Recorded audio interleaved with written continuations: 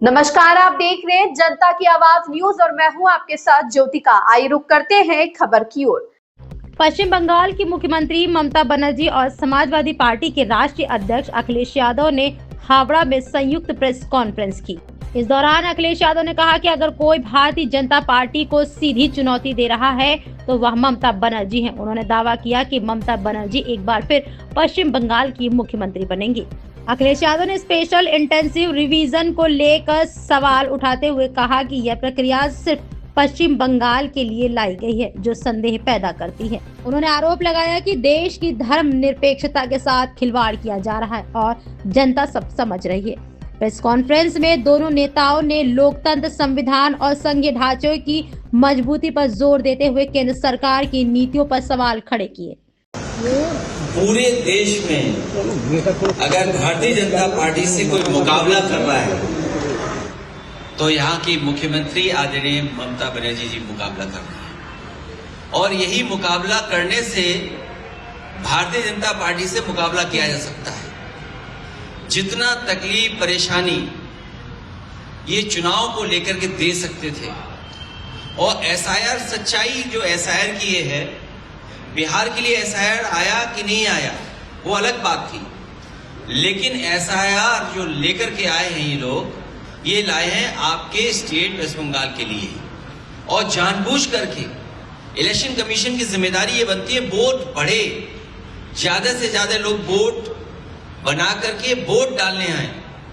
लेकिन पहली बार ये देखने को मिल रहा है कि election commission, Bharatiya Janata party SIR के बहाने एनआरसी कर करके आम जनता को परेशान कर रहे हैं और उनका लक्ष्य है कि ज्यादा से ज्यादा वोट यहां पर काट दें, जबकि उनकी जिम्मेदारी है वोट बढ़ाना, उनकी मदद करना, वोटर्स की मदद करना।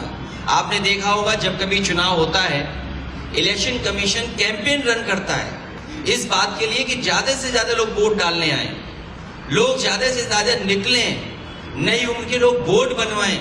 लेकिन ये एसआईआर के बहाने हम लोग पहली बार देख रहे हैं कि आदरणीय मुख्यमंत्री दीदी को परेशान करने का काम कर रहे हैं। शायद देश में एसआईआर के बहाने किसी को नहीं परेशान किया होगा, लेकिन हमें भरोसा है बंगाल की जनता पर। यहाँ की जनता अपनी दीदी के प्रति जो प्यार लगाव है वो पुनः यहाँ से मुख्यमंत्री बनने जा रहे हैं। बीजेपी की लड़ाई जो वो है वो हारने की लड़ाई है उनकी।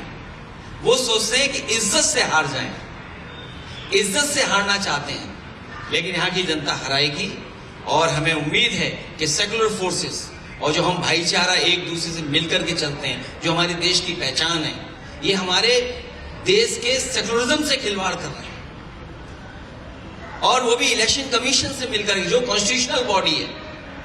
यहां तो हो ही रहा है, लेकिन उत्तर प्रदेश में इससे ज्यादा वोट काटने का काम कर रहे हैं। मुझे खुशी है कि दीदी ने ईडी को हरा दिया और Bharatiya Janata party pen drive का पेन नहीं भूल पा रही है। वो भारतीय जनता पार्टी ये भूल गए हैं कि यहां का प्रदेश दीदी के लीडरशिप में ये कल्चरल यूनिट है, पॉलिटिकल यूनिट नहीं है। ये नासमझी कर रहे हैं। यहां के लोग प्रेम के, रविंद्र के भजन सुनते हैं, यहाँ का गान सुनते हैं, मिठास सुनते हैं, नफरत के गाने नहीं सुनते। ये दरारवादी लोग जो बांट करके राजनीति करने वाले हैं वो कामयाब होने वाले नहीं हैं। यहाँ की मिठास जीतेगी, यहाँ की आदरणीय दीदी जीत करके जाएगी। इस खबर में बस इतना ही। बने रहिए जनता की आवाज न्यूज के साथ।